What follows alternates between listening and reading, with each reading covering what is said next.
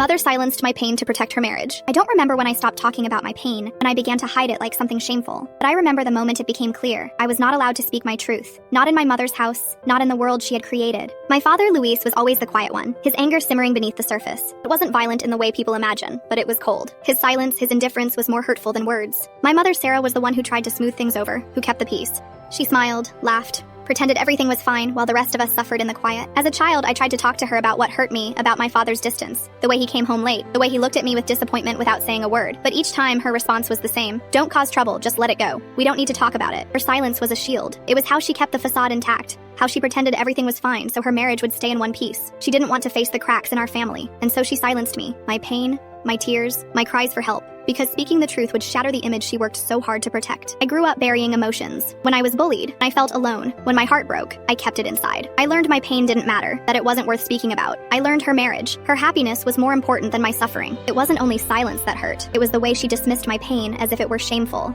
You're too sensitive, she'd say. Stop overreacting. Be strong. But strength to her wasn't confronting pain. It was hiding it, pretending to be fine while I fell apart. I remember one day, after a harsh argument between my parents, I told her how small and worthless it made me feel. She looked at me exhausted and said, "Please don't make this harder. We don't need to talk about this right now." My words vanished into her denial. Her need to protect her marriage was greater than her need to protect me. As I grew older, I resented her for not standing up for me, for not acknowledging the hurt inside me. I began to see her not as a protector, but as someone who chose her own comfort over my well-being. When I reached adulthood, I distanced myself. I became guarded, never trusting enough to open up. I carried the weight of silence with me, every unspoken word adding to the burden. And every time I saw her smile, refusing to admit the cracks, anger surged. She had sacrificed my truth for her comfort, and I couldn't forgive her. I finally confronted her in my mid-20s. "Why did you never fight for me?" I asked. "Why did you never stand up when I needed you most?" She looked at me, sorrow and regret in her face, but her words were defensive. I was just trying to keep the peace. I thought it was better not to talk. I didn't want to make things worse. And in that moment, I realized something that broke me. She had never seen me as a separate person with my own needs, my own pain. To her, I was an obstacle to be silenced so she could preserve her marriage. She couldn't bear to face the truth of our family, even if it meant silencing her daughter. I still love my mother, but I will never forget the way she chose her marriage over my well-being, the way she muted my voice so she could live in denial. It is a pain I carry, one I am still learning to heal. And though I've learned to speak my truth, to find my own voice, the echoes of her silence still linger in the spaces between us.